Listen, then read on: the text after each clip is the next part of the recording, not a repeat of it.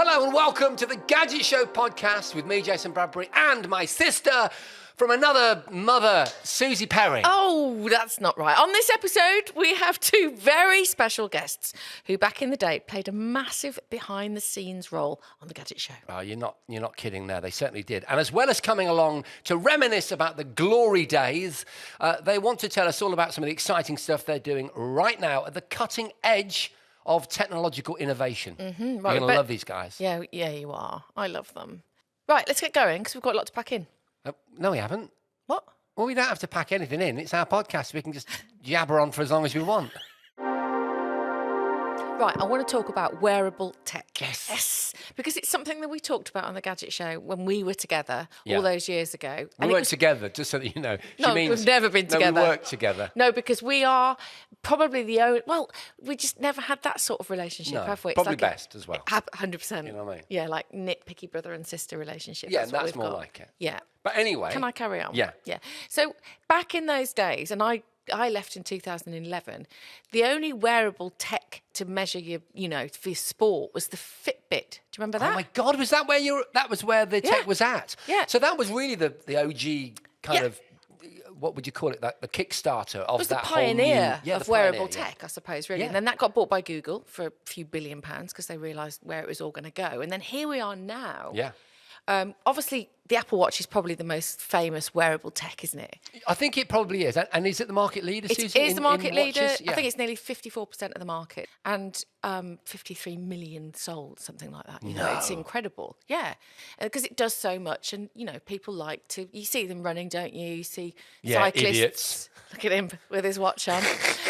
But they've come a long way, is the thing, isn't it, really? The Apple, it does so much. You can go diving incredible. now. You can go to 40 metres diving with your watch. It's incredible. So rugged, so tough. That's the market leader. Mm-hmm. And as you would expect with Apple, it comes at a cost.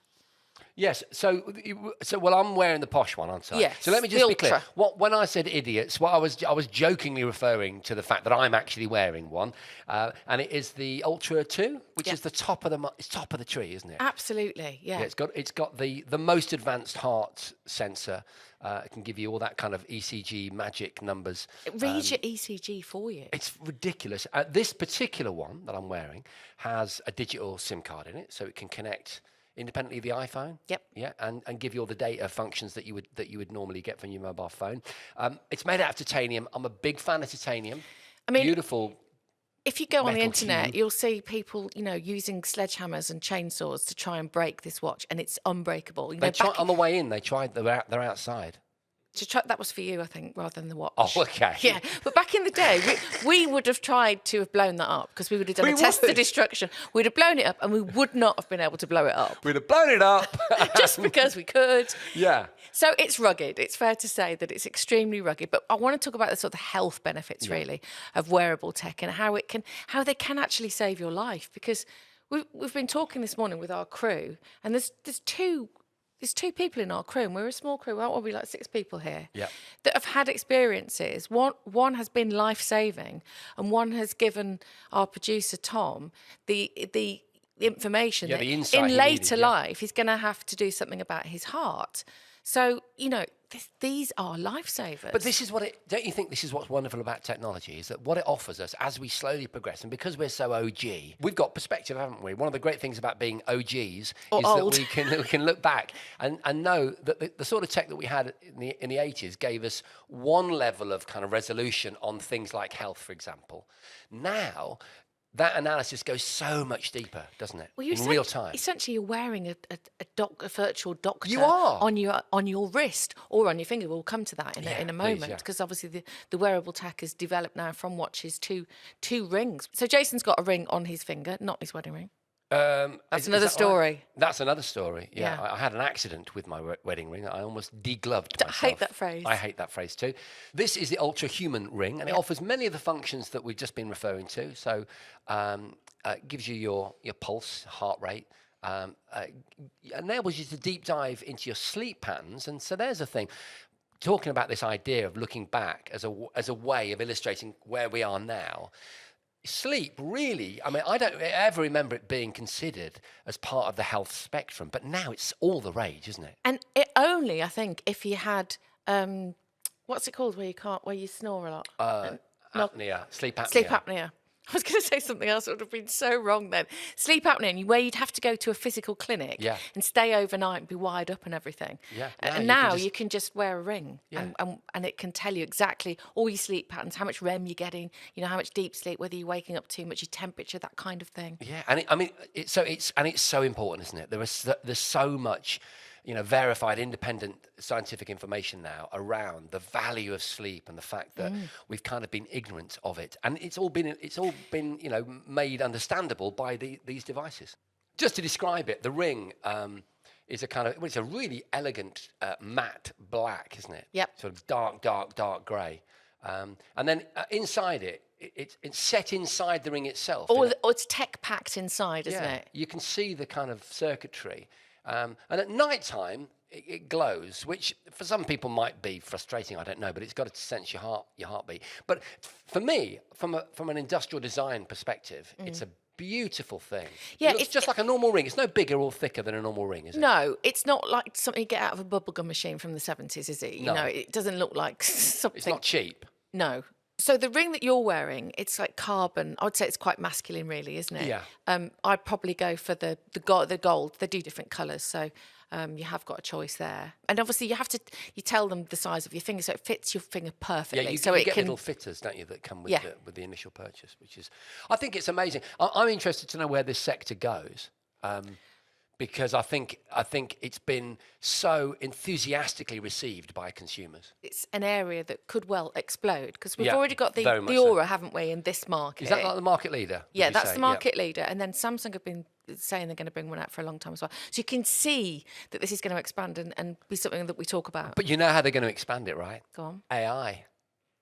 It's going to be AI. There's going to be the application of machine learning to all of this data to enrich the experience, to look for connections, to connect it to this database, that database, so that you get a much richer understanding of the spectrum of your overall health. It's going to be fascinating. All from a little ring All on from your finger. potentially all from your finger. I mean, obviously, I don't know this. I'm just projecting based on where other sectors are going in the current AI boom.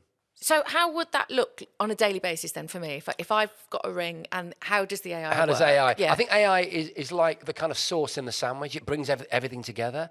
So, companies like Samsung are always trying to present an ecosystem of various products that all conform to one platform. And that platform now is AI driven. So, for example, let's say, I mean, I'm speculating now. Put me in a scenario then. Well, okay, so the ring monitors your heart. You've been for a walk. Maybe the ring or some other thing in the Samsung ecosystem, like I know it sounds a bit gross, but like your toilet, for example, is able to analyze other aspects of your biology and knows that you're deficient in magnesium, for example. So it tells the fridge that it needs to order, whatever food. Bananas or something. But yeah, there you go. So you're better at it than I am. That's the idea. So you've got an ecosystem of products all held together by a cloud-based.